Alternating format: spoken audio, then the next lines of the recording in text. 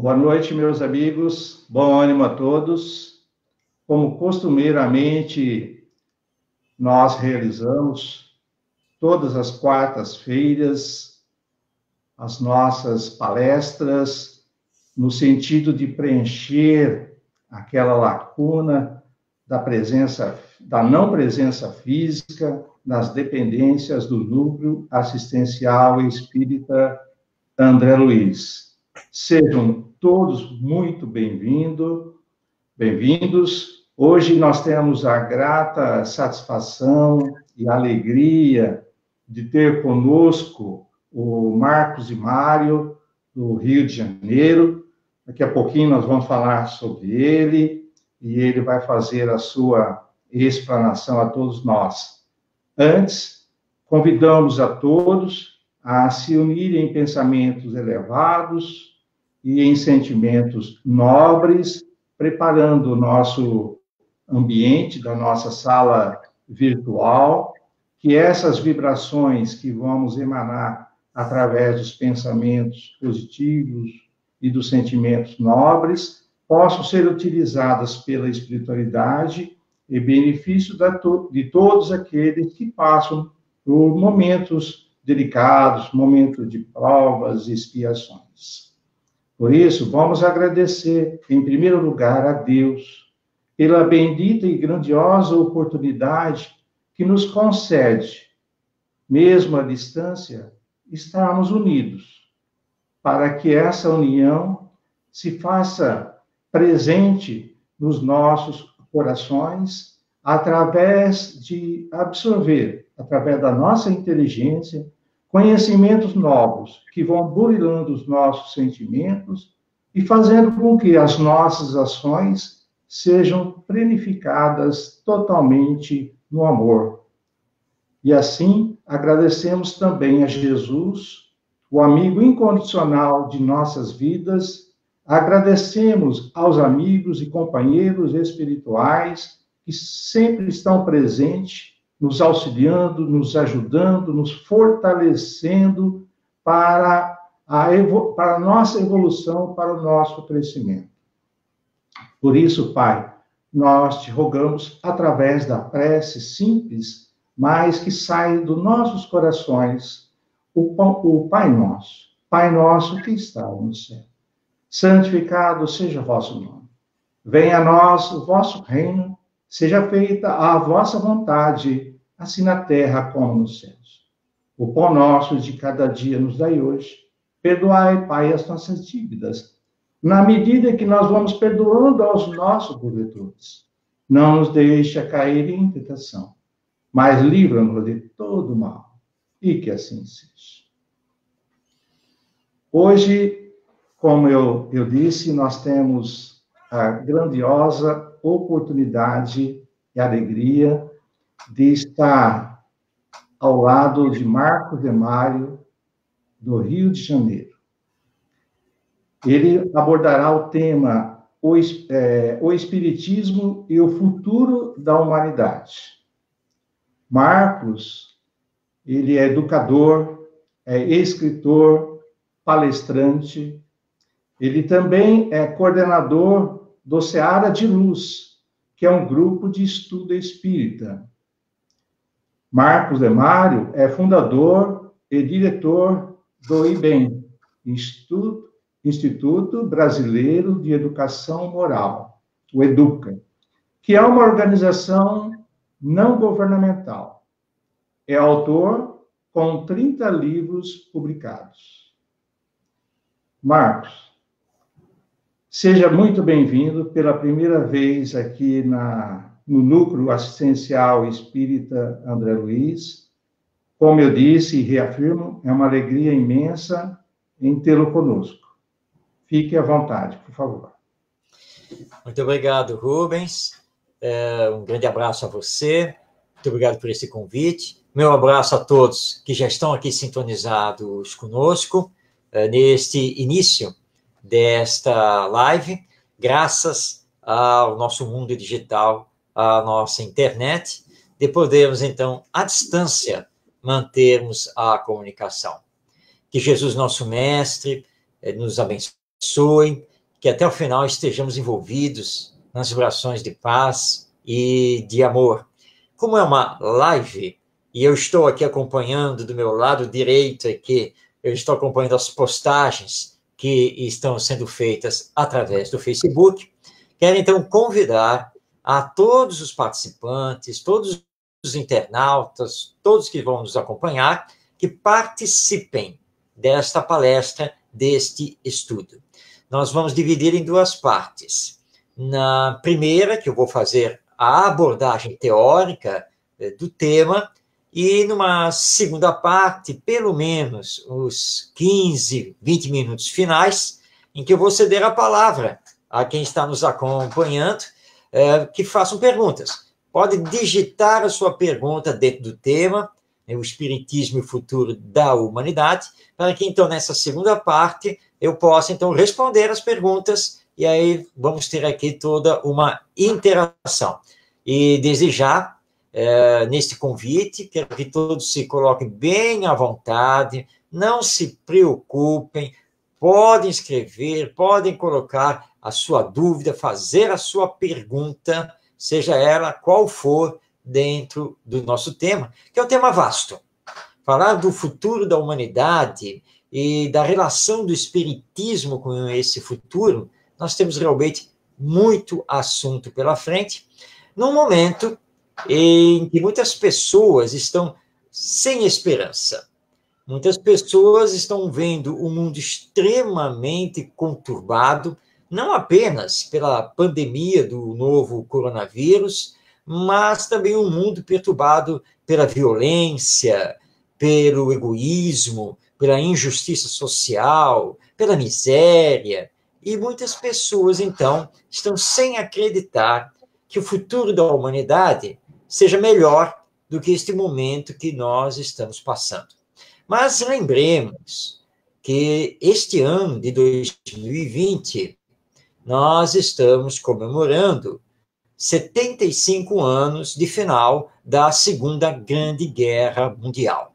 Quando pensamos nisso, nós temos que ver que, graças a Deus, o momento atual é muito melhor do que aquele momento que terminou em 1945, numa guerra que flagelou praticamente toda a humanidade, deixando milhões de mortos, feridos, países mergulhados em grandes crises, e todo o mapa mundi acabou sendo alterado. Foram praticamente 5, 6 anos de guerra, tanto na Europa quanto na Ásia, e que realmente muito nos abalou, muito nos entristeceu.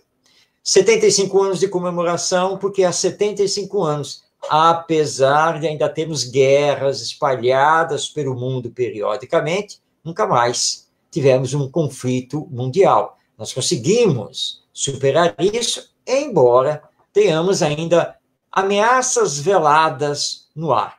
Mas estamos aprendendo a dialogar. Pouco a pouco nós estamos aprendendo a fraternidade e a solidariedade. Então temos que ter calma. Para uma humanidade que conseguiu superar 2 grandes guerras mundiais durante o século XX, nós não temos que nos queixar em relação a este início de século XXI. A pandemia do novo coronavírus vai passar. Muitos de nós vamos sair desta situação com um pensamento renovado sobre nós mesmos, sobre os nossos irmãos e irmãs em humanidade, sobre as relações sociais.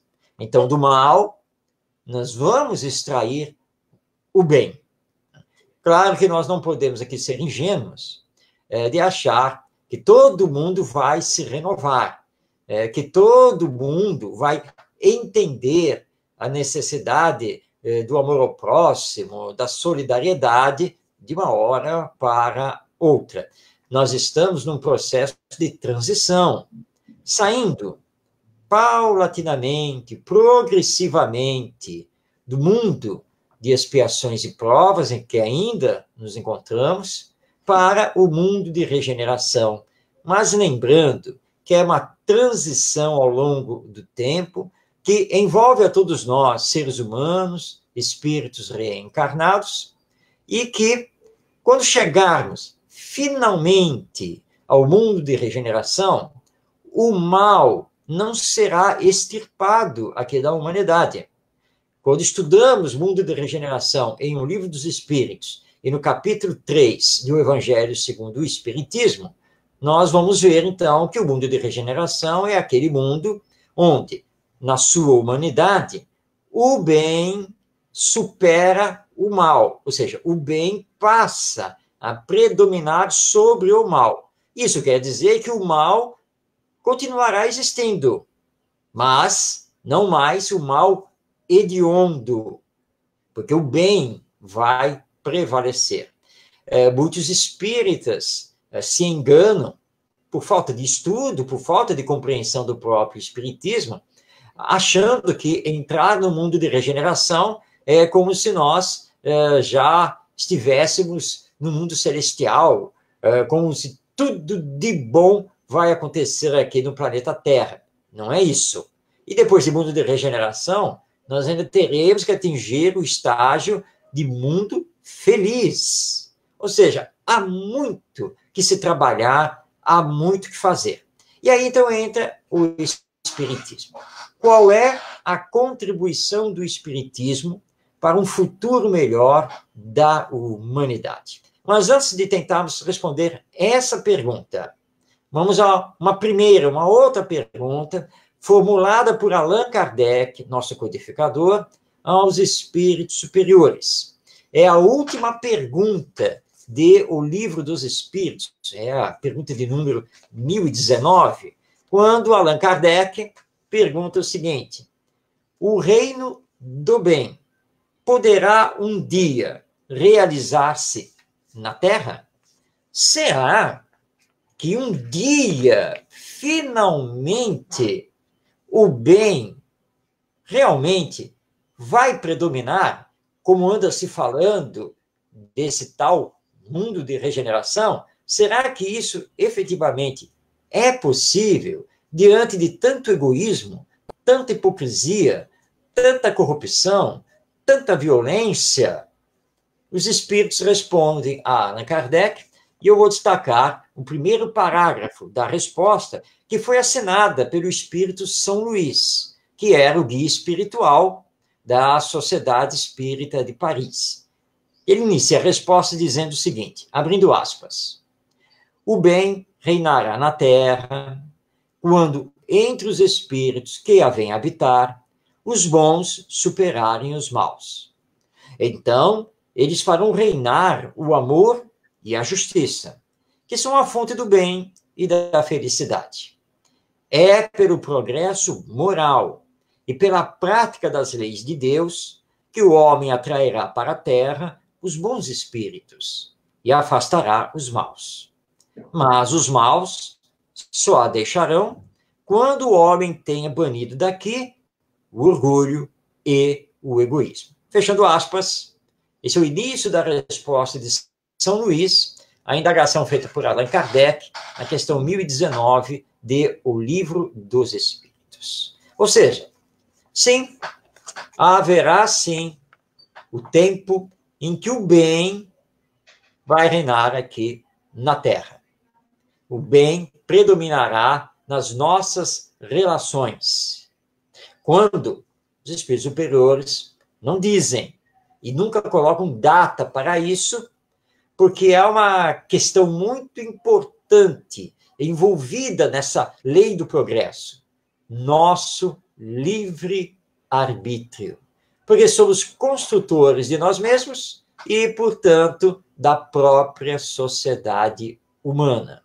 A lei divina é de progresso, mas nós temos o livre-arbítrio. Nós podemos acelerar esse progresso, podemos retardar esse progresso, podemos estacionar esse progresso por um tempo. Ele vai acontecer. Se nós entendermos a lei divina, nós vamos auxiliar essa lei para que esse progresso consiga acelerar. E aí, com a lei da reencarnação, os maus desencarnam, os bons vão reencarnando. Essa lei do progresso ela vai acontecendo de forma natural, mas precisa do nosso concurso, da nossa participação decisiva.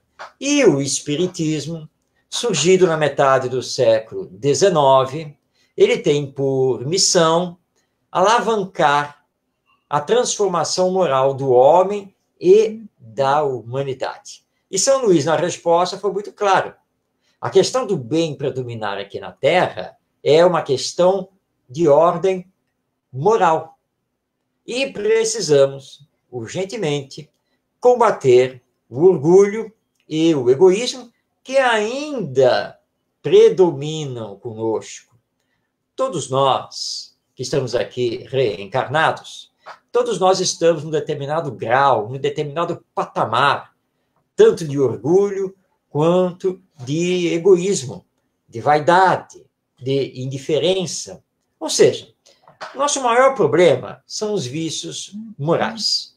Porque a questão não é de ordem física, não é de ordem material, orgânica, é de ordem espiritual, moral.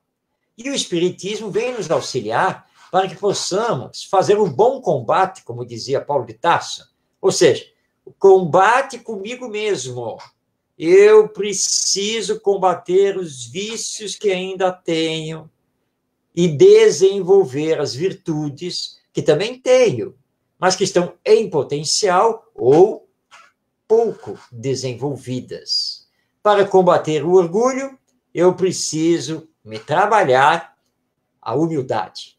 Para combater o egoísmo, eu preciso me trabalhar a caridade.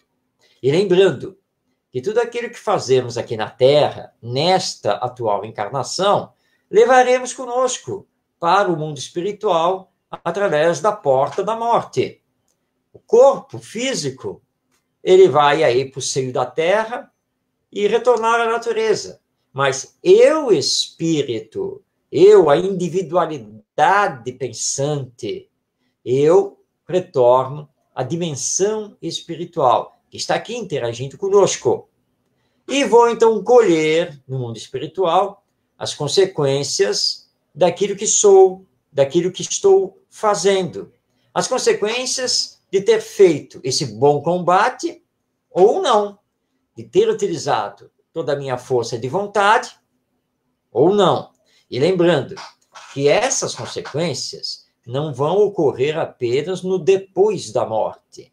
Elas acontecem aqui, porque quando somos imprevidentes, nós provocamos para nós mesmos e para os outros situações que não estavam escritas, que não tinham necessariamente que acontecer. Nem tudo está ligado às nossas vidas passadas. Mas se não podemos mudar o passado, nós temos que lembrar que no hoje nós já podemos alicerçar, e muito bem, o nosso melhor amanhã. O Espiritismo veio dar essa contribuição significativa para nós, lembrando que ele nos mostra que temos, sim, um Pai Criador, que é Deus. A causa primária de todas as coisas, a inteligência suprema do universo, e que Deus não é parcial, Deus não é injusto, Deus não é vingativo, Deus não fica castigando os seus filhos, porque Deus é perfeito, Deus é soberanamente justo e bom, Deus é soberanamente misericordioso, e a sua lei, que chamamos de lei divina, tanto quanto ele, também é perfeita, e nem poderia ser diferente. Então não existem castigos, mas Deus, dentro do mal que fazemos, ou do bem que deixamos de praticar, o que ele nos pede é o arrependimento, a tomada de consciência. E assim nós vamos reiniciar a nossa caminhada, mas tendo que reparar as consequências do mal realizado ou do bem que poderíamos ter feito e não fizemos. E aí, então, nós vamos entender a chamada lei de causa e efeito. ou lei de consequências. Não estou sendo castigado. O que eu estou passando aqui e agora tem uma causa justa, ligada àquilo que eu sou e àquilo que eu estou fazendo. Eu apenas estou assumindo, no devido tempo, as consequências dos meus próprios atos, das minhas escolhas. Mas como Deus é bom e farto de misericórdia, por isso Jesus, nosso mestre, nos disse que ninguém aqui na terra carrega sobre os seus ombros um fardo mais pesado do que efetivamente pode.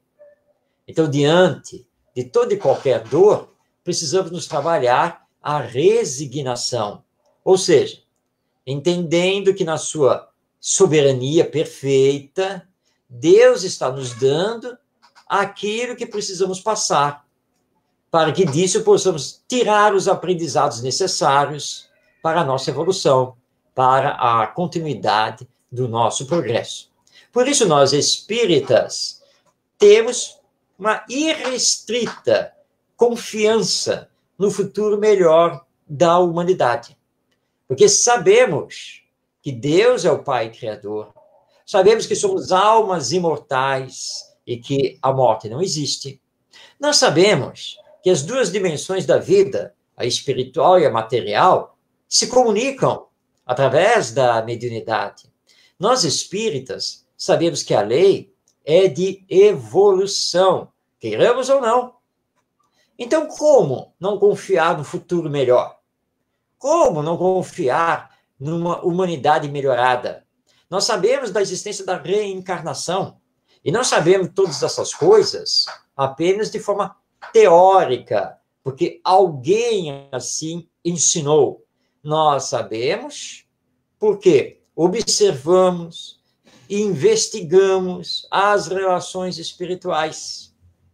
Observamos os fatos, comprovamos a teoria através das experiências, através da observação dos fatos. Então, nós sabemos. Então, sabemos que vamos, sim, um dia estarmos como um mundo de regeneração, quem sabe, porque esse saber pertence a Deus, quem sabe a Terra também passará no seu futuro a mundo feliz, onde aí, então, o mal não mais existirá. E todos nós espíritas sabemos que nós temos um destino, chegar à perfeição. Perfeição intelectual e perfeição moral, da qual Jesus é o nosso modelo. E por isso, ele é apresentado pelo Espiritismo como governador espiritual do planeta, co-criador do planeta junto com Deus. É um espírito perfeito, que já fez a sua caminhada evolutiva, como nós estamos fazendo. E se ele, Jesus, chegou, por que eu não vou chegar? Claro que chegarei. Todos nós temos o mesmo destino. Não existe na criação divina nenhum tipo de privilégio para nenhum espírito. Somos criados simples e ignorantes, com todo o potencial intelectual e emocional para desenvolver e destinados à perfeição. Jesus não foi criado perfeito. Jesus também passou por todo o progresso que todo e qualquer espírito realiza. E nós também estamos nesse processo e vamos chegar lá à perfeição.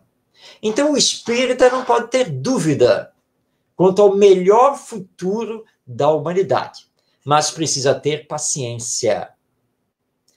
Não adianta nós darmos ouvidos a quem anda espalhando que o mundo de regeneração vai acontecer em 2057, ou qualquer outra data que queiram colocar. Aliás, pela internet, particularmente, eu já recebi mensagens dizendo que não apenas vai ser em 2057, mas designando o mês, recebi mensagem designando o dia do mês e, pasmem, a hora. Hora, dia, mês e ano. Isso é impossível, porque é a questão do processo e do nosso livre-arbítrio. E quem estuda o Espiritismo sabe que é muito claro que os espíritos superiores, os bons espíritos, nunca colocam data nos acontecimentos humanos, porque somente Deus o sabe. Então, cuidado, porque andamos aceitando através da internet e até mesmo compartilhando. Mas tomar muito cuidado com isso. Mas será que nós podemos confiar na nova geração que está vindo aí? E o que devemos fazer com ela para que possamos alcançar esse futuro melhor?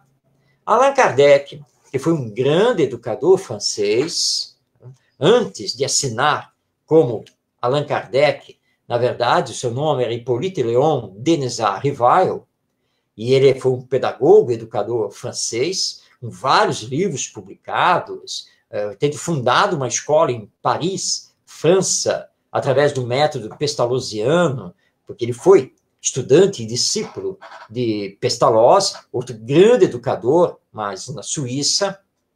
Ele já lidava com essa questão da educação da nova geração. E como o Espiritismo é doutrina de educação do ser imortal que todos nós somos, Allan Kardec, além de tratar desse tema no decorrer de O Livro dos Espíritos, mais especificamente, ele vai tratar do tema no livro A Gênese. E ele dedica, então, o último capítulo dessa obra, que é o capítulo 18, para tratar de dois temas: sinais dos tempos e a geração nova, ou a nova geração.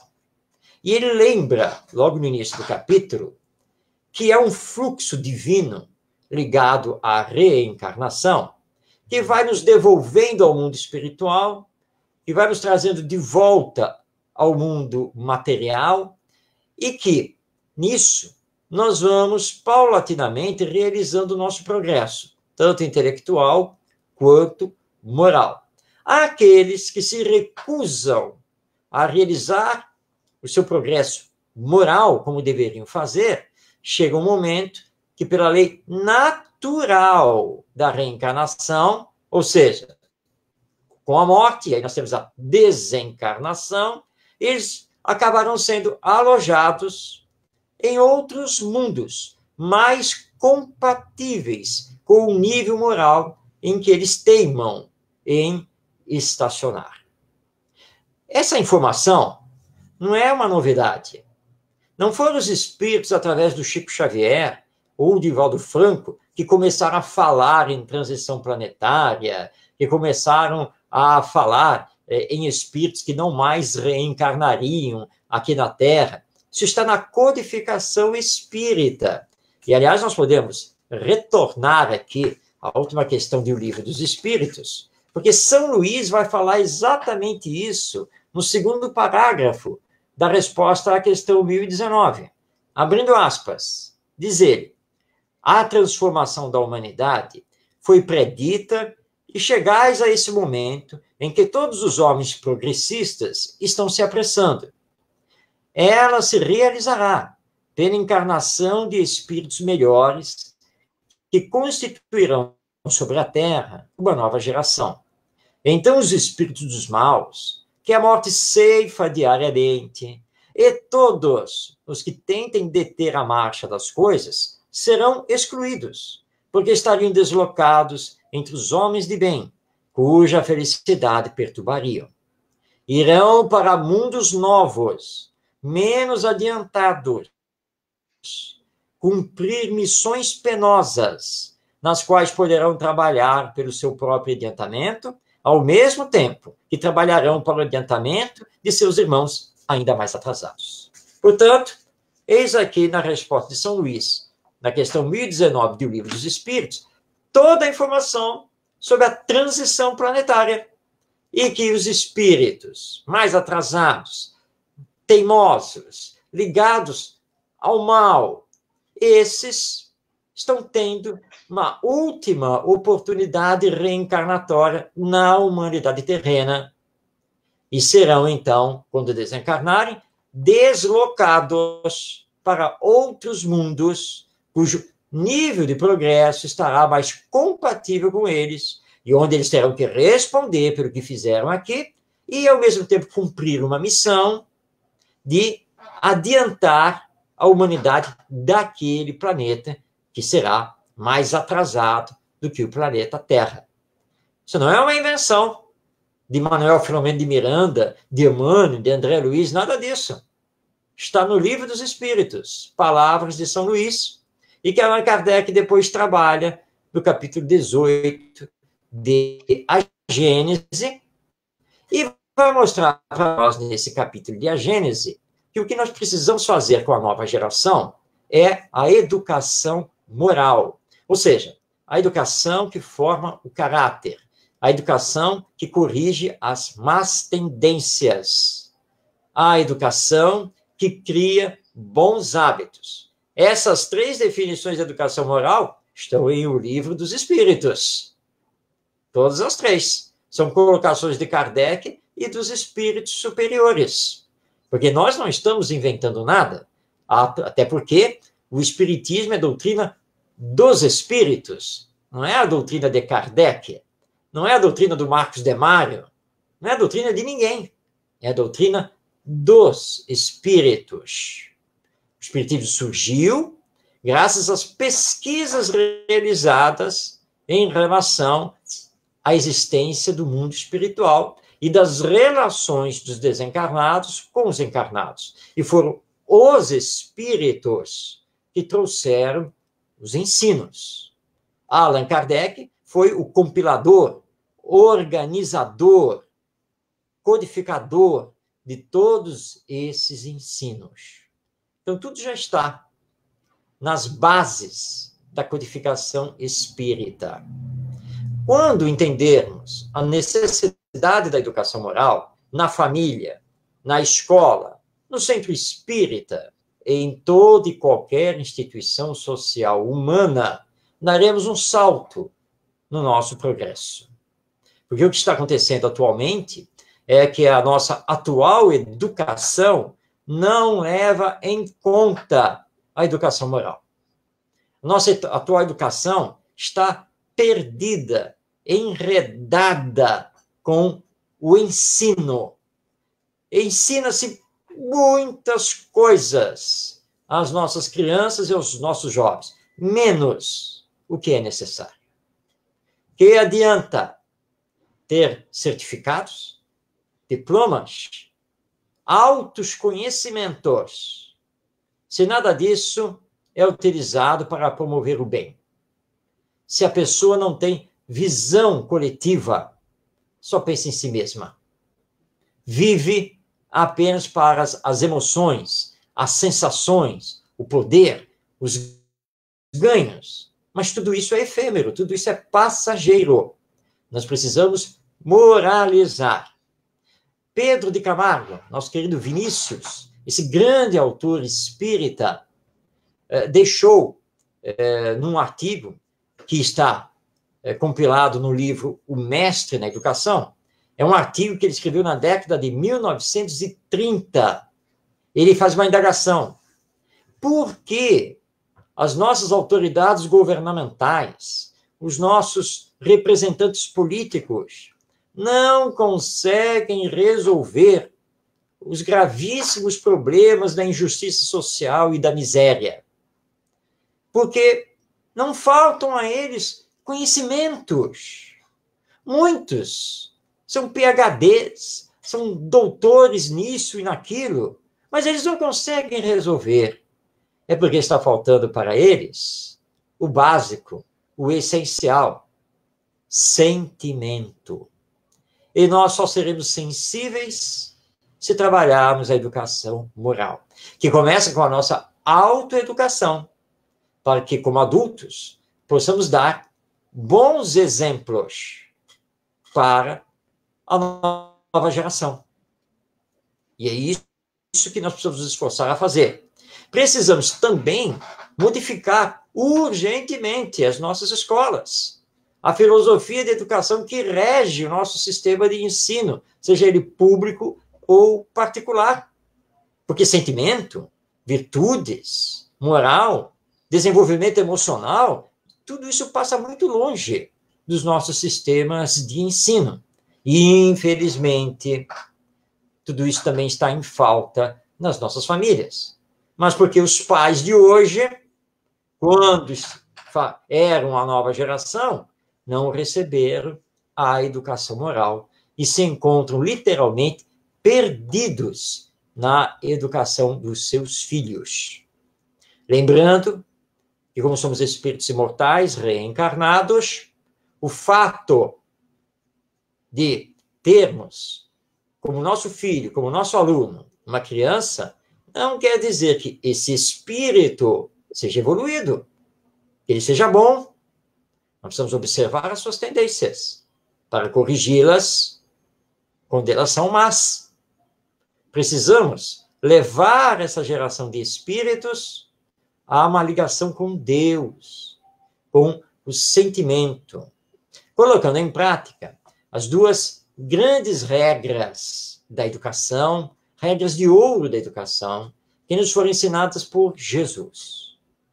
Todos nós precisamos aprender a amar o próximo como a nós mesmos e a fazer ao próximo somente aquilo que gostaríamos que o próximo nos fizesse. Como estamos precisando aprender a amar, aprender a respeitar o outro, aprender a fazer o bem.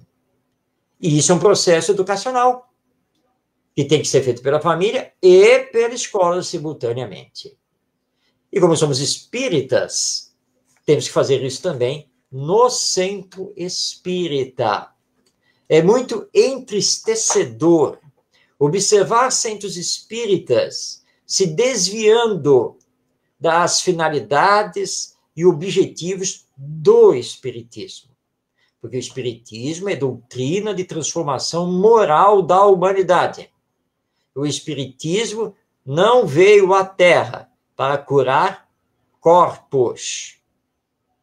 Não veio à Terra para substituir hospitais. Mas é muito triste quando viajamos por este Brasil e encontramos centros espíritas em que boa parte das suas dependências físicas, boa parte dos seus colaboradores estão engajados no famoso tratamento espiritual. Não tem sala disponível para evangelização infantil, mas o que não sobe é maca e cama hospitalar para tudo quanto é lado. Não que nós não possamos desenvolver e ofertar ao público o tratamento espiritual, mas que adianta dizer que na nossa instituição nós recebemos milhares de pessoas todas as semanas. Se contamos nos dedos, quem se fixa para efetivamente estudar o espiritismo e realizar a sua transformação moral. Porque as pessoas estão atrás apenas do passe, lá dos médicos espirituais, dos médiums, para curar o organismo físico. Que adianta curar o organismo físico se continuamos egoístas, orgulhosos, hipócritas, vaidosos, indiferentes, violentos e assim por diante. Muito cuidado, você que é dirigente espírita, com os rumos do centro espírita. Nós precisamos privilegiar a educação espírita infantil e juvenil, um atendimento fraterno, o atendimento mediúnico aos desencarnados que precisam de consolo e esclarecimento. Precisamos privilegiar os grupos de estudo do espiritismo. E, claro, erguer bem alta a bandeira fora da caridade não há salvação, mas que não pode ser confundida com a simples distribuição de bolsas de mantimento. E quantas vezes nós já nos deparamos com centros espíritas na sua área de assistência e promoção social, em que, na verdade, ela só faz assistência e gerações de uma mesma família estão lá se perpetuando, recebendo bolsa de mantimento. E a promoção social onde fica? E nós temos que promover, nós temos que abraçar o entorno do centro espírita, a sua comunidade, mas para erguê-la. É isso que nós precisamos fazer. E erguê-la do ponto de vista moral, acima de tudo. Os espíritos superiores sempre falaram e continuam falando a esse respeito. E nós, em pleno 2020, só não estamos ainda no mundo de regeneração porque não queremos. Porque continuamos a nos comprazer nas nossas zonas de conforto e não temos, aqui no Brasil, aplicado o espiritismo como verdadeiramente ele é. Doutrina de educação, doutrina moralizante, que tem essa missão, realizar a transformação moral da humanidade. Não vamos fazer isso apenas dentro do meio espírita, porque o espírita deve viver na sociedade, e na sociedade ele deve ser o espírita que ele proclama que é.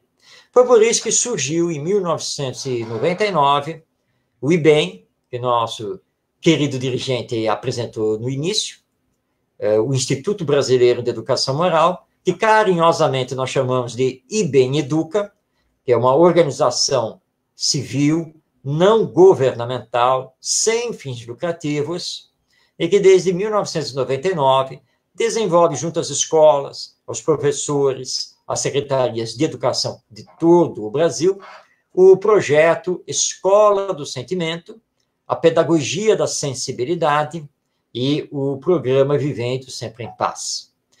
Com palestras, treinamentos, cursos de capacitação, desenvolvimento de projetos pedagógicos, assessoria educacional.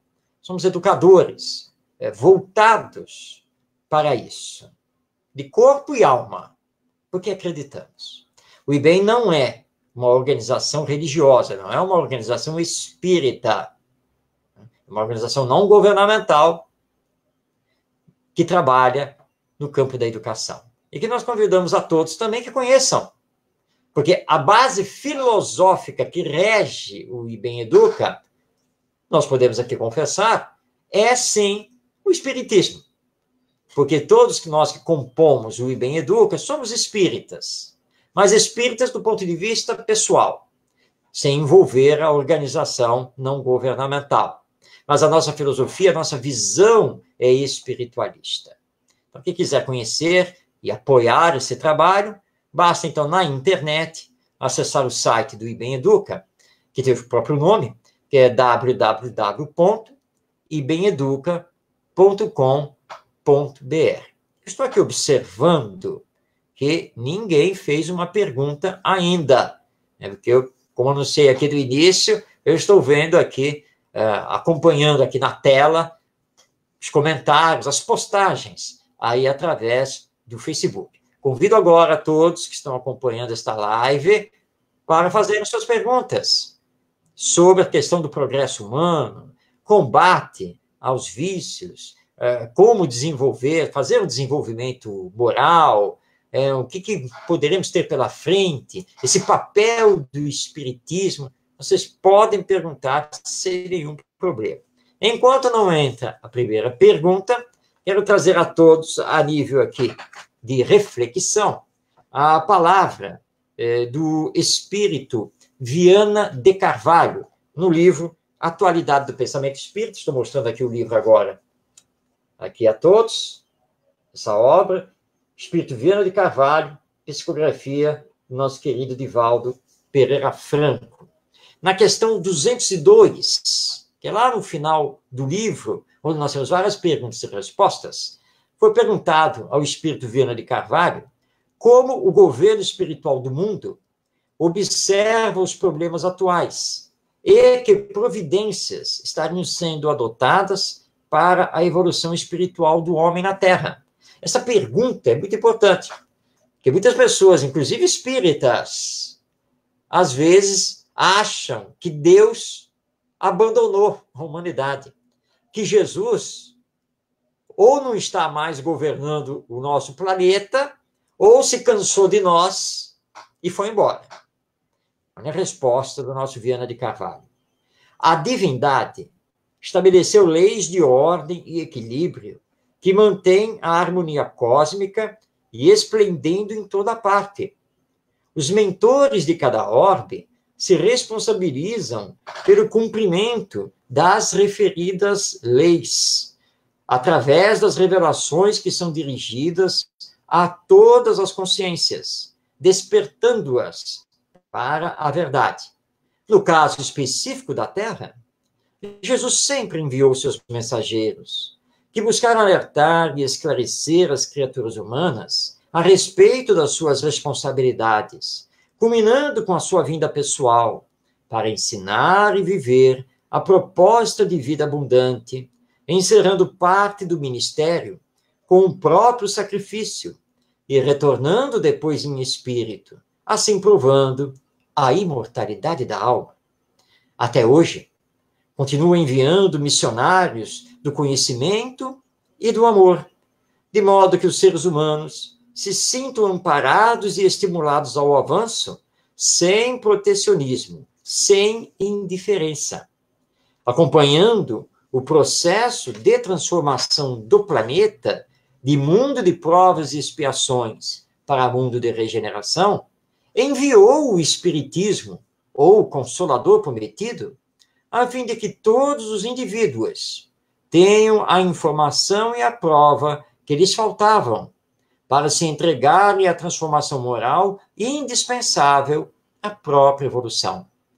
Como consequência, partindo das ocorrências que se operam no mundo terrestre, inspira, ampara e conduz o pensamento das criaturas para a realidade espiritual, deixando, no entanto, que funcione a lei do livre-arbítrio, que faculta a cada um a escolha do caminho a percorrer, a sementeira e, por efeito, as consequências da sua eleição e sua ensementação. Bom, Viana de Carvalho não podia ser mais claro do que ele foi aqui no livro Atualidade do Pensamento Espírita. Não existe essa hipótese de sermos abandonados por Deus ou pelos espíritos superiores. Porque todos eles nos amam e têm por missão nos amparar. Tudo é feito a nosso benefício e para que possamos adiantar o nosso progresso moral e, por consequência, da humanidade. Mas é da lei divina o respeito ao nosso livre-arbítrio. O Espiritismo faz parte dessa ajuda. Ele surgiu na metade do século XIX, quando já estávamos maduros para receber essas informações de ordem espiritual, informações mais profundas, mais detalhadas. Nós recebemos Sócrates, recebemos Confúcio, Buda, Gandhi, Francisco de Assis, Madre Teresa de Calcutá, Irmã Dulce, tantos e tantos personagens que vieram para nos auxiliar. E Jesus, há mais de 2000 anos, esteve conosco, em pessoa, para trazer para nós a lei de amor. O amai-vos uns aos outros. E ele continua conosco. Sempre esteve e sempre estará, porque essa é a sua missão de ordem divina. É ilusão, é equívoco achar que a humanidade está à solta, que a humanidade está à deriva. Não está. Nada acontece sem a permissão de Deus. Mas de tudo, nós precisamos tirar as lições de ordem moral para a nossa regeneração, para a nossa transformação. Bom, está entrando aqui uma pergunta né, da Sueli Santos. E ela, então, está dizendo aqui, toda casa espírita deve ter salas de estudo. Mas e quando o número de pessoas é sempre as mesmas e pouquíssimas? Mesmo assim, deve haver esse grupo? Ou devemos procurar outra casa espírita, que não é essa que frequentamos, para fazer o estudo? O que fazer para que esse grupo aumente e seja assíduo? Excelente pergunta, Sueli, dentro desse nosso tema e da abordagem que estamos fazendo. Nós não temos que abandonar esse centro espírita. E ele, mesmo tendo um grupo reduzido de frequentadores e trabalhadores, deve, sim, implementar e manter o grupo de estudo do Espiritismo. Allan Kardec, nos seus textos maravilhosos, publicados mensalmente na Revista Espírita, nos seus discursos, feitos nas viagens que ele realizou à sua época pela França e pela Bélgica, na divulgação do Espiritismo, ele sempre foi muito claro. É preferível, num bairro, numa comunidade, nós termos uma dúzia de pequenos grupos espíritas do que uma única instituição grande. E que esses grupos não se preocupem com a mediunidade, com o serviço assistencial, nada disso. Se preocupem, antes de mais nada, com o estudo do Espiritismo, para que as pessoas que frequentam possam se espiritualizar, se moralizar e serem multiplicadores do Espiritismo, dessa visão imortal da vida na sociedade. Agora, o que acontece é que o centro espírita, ele pertence a uma comunidade. Na rua em que ele se encontra, no bairro em que ele está situado, o centro espírita tem toda uma realidade social no seu entorno. O que o centro espírita está fazendo para chegar junto a essa realidade social? Para chegar junto ao condomínio, que está logo quase ali em frente do centro espírita. As pessoas que moram ali nas ruas adjacentes, próximas ao centro espírita, sabem que ali é um centro espírita? Sabem o que se faz lá dentro? Quando tem reunião pública, muitas vezes nós vemos centros espíritas muito bem situados. Estão em local de fácil acesso, local populoso, familiar e com pouquíssima frequência.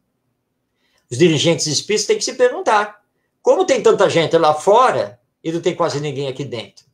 O que nós estamos fazendo de errado ou o que estamos deixando de fazer para alcançar esse público? Então, nós precisamos ver as nossas dinâmicas de comunicação, de divulgação.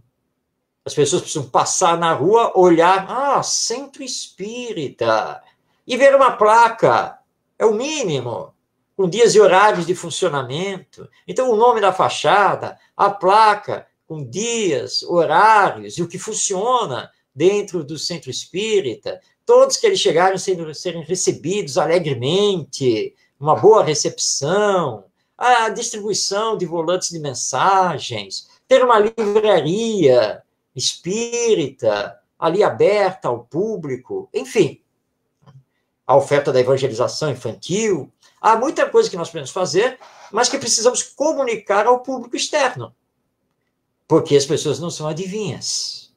Não tem como saber se não existe nada indicando que ali é um centro espírita e o que se faz ali dentro. E hoje, com a internet, com as redes sociais, nós precisamos abrir página do Centro Espírita no Facebook, por exemplo. Por que não abrir um canal no YouTube para publicar as palestras que são gravadas ou transmitidas na forma de live? Porque quando sairmos da pandemia e voltarmos às nossas atividades presenciais, não podemos esquecer a internet.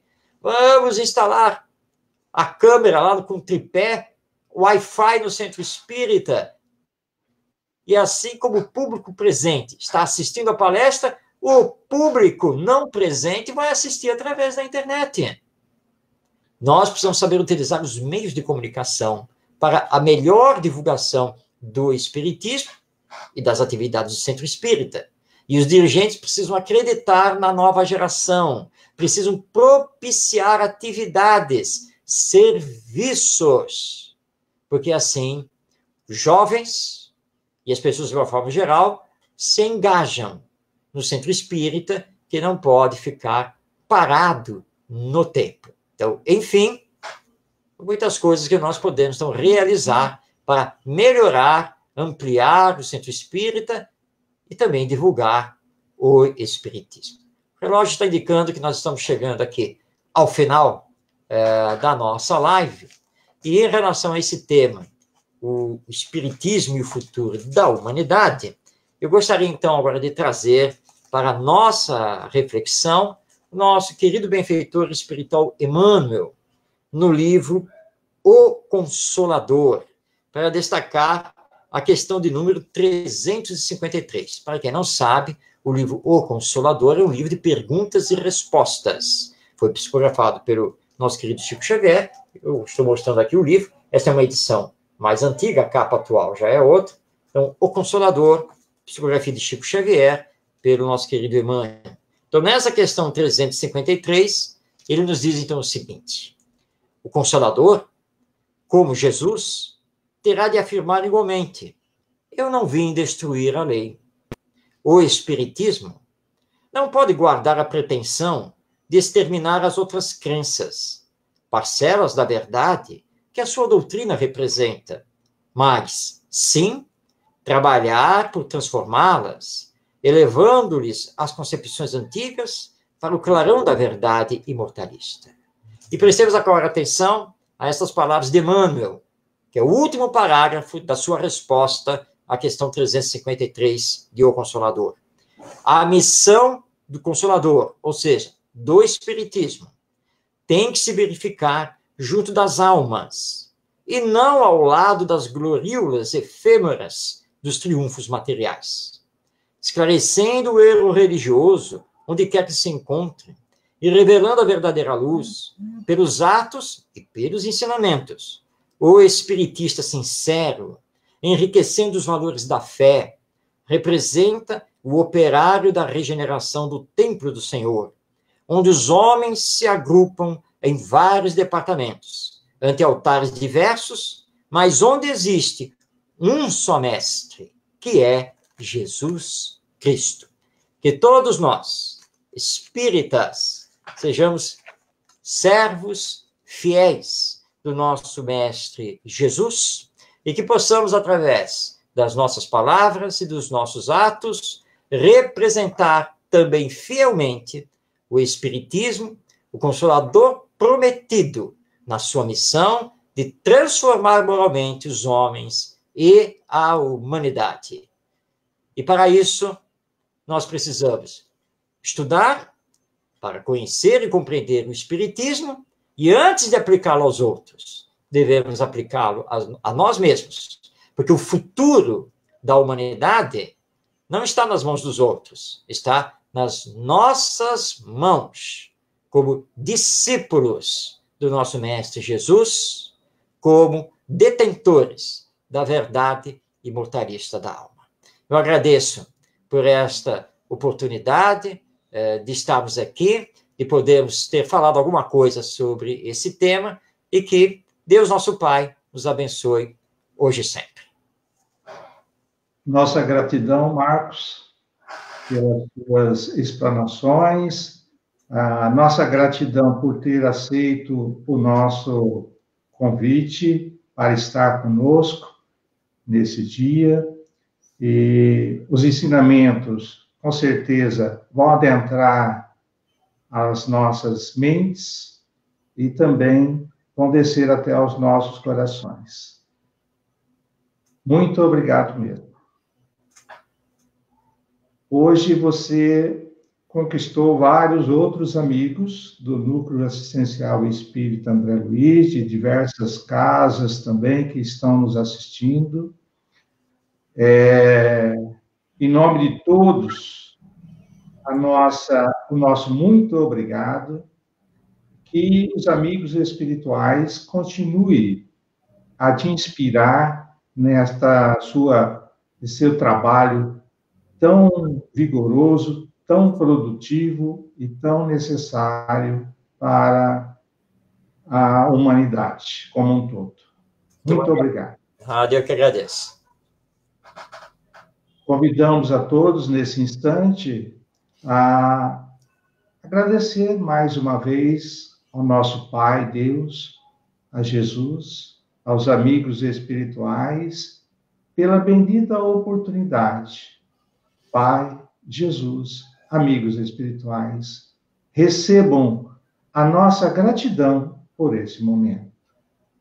E nos auxilia, nos ajude a buscar a nossa evolução, através do nosso autodesenvolvimento, buscando se inteirar, se envolver cada vez mais na moralidade, na espiritualidade, fazendo com que os nossos atos, os nossos pensamentos sejam revestidos de carinho, de amor, de compreensão, de ternura, de afabilidade, enfim, que todas as virtudes consagradas à lei do amor possam estar presentes nos nossos atos e pensamentos.